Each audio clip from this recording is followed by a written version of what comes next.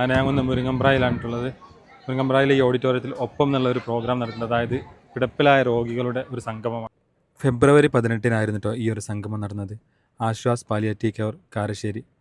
Palliative കെയറിനെ കുറിച്ച് അറിയാത്തവരുണ്ടാവില്ല. അവർ ചെയ്യുന്ന പ്രവർത്തനങ്ങളെക്കുറിച്ചും. നമ്മളൊക്കെ ചിലപ്പോൾ കാണാതെ പോയ ചില കാര്യങ്ങളുണ്ട്. നമ്മളുടെ ഇടയിൽ കിടപ്പിലായി പോയ രോഗികൾ നമ്മുടെ നാട്ടിൽ തന്നെ നോക്കിക്കഴിഞ്ഞാൽ ഒരുപാട് പേരങ്ങനെ ഉണ്ടാവും. ചില ദിവസങ്ങളിൽ ചിലപ്പോൾ കണ്ടുകൊണ്ടിരിക്കുന്ന ആളുകൾ പിന്നീട് കാണാതായിട്ടുണ്ടാവും. നമ്മളിൽ പലരും തിരക്കിലായതുകൊണ്ട് തന്നെ നമ്മളാരും ശ്രദ്ധിക്കാതെ പോയ ചില കാര്യങ്ങളുണ്ടാവും. കിടപ്പിലായി പോയ രോഗികളും അതുപോലെ തന്നെ ഭിന്നശേഷിക്കാരും എല്ലാവരും ഒരുമിച്ച് തിമിർത്താടിയ ഒരു ദിവസം തന്നെയായിരുന്നു കേട്ടോ.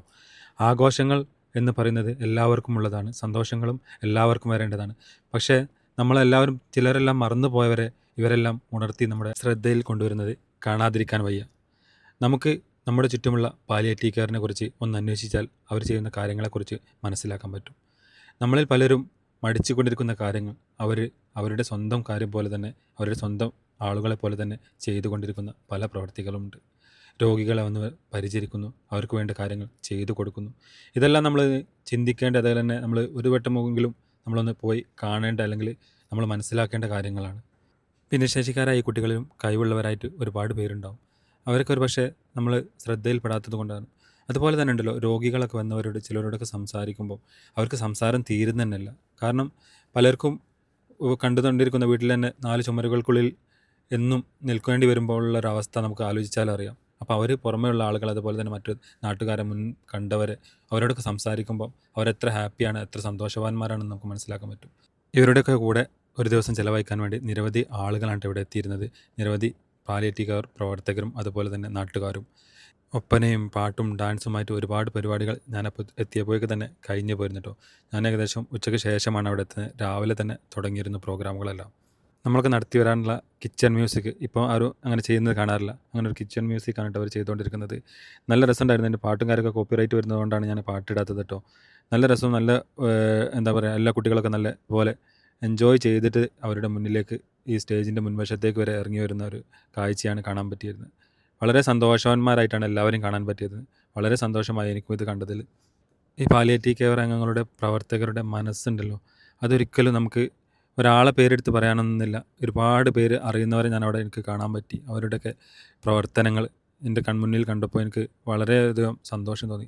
നമ്മളെല്ലാവരും ചിലപ്പോൾ തിരക്കുകൾ കൊണ്ടും അതുപോലെ തന്നെ നമ്മളെല്ലാവരും ഇത്തരം കാര്യങ്ങളിലെ കൂടുതൽ ചിന്തിക്കാത്തത് കൊണ്ടുമാണ് നമുക്ക് എപ്പോഴാണ് നാമും ഇതുപോലൊരു അവസ്ഥയിലേക്ക് എത്തിപ്പെടുന്നതെന്ന് പറയാൻ പറ്റില്ല. ഇന്നത്തെ സാഹചര്യം അതാണ്. ഒരു ദിവസം കൊണ്ട് അല്ലെങ്കിൽ ഒരു നിമിഷം കൊണ്ട് തന്നെ ജീവിതം മറിയുന്ന സാഹചര്യങ്ങളാണ് നമ്മുടെ മുന്നിൽ പലരുടെയും കണ്ടുകൊണ്ടിരിക്കുന്നത്.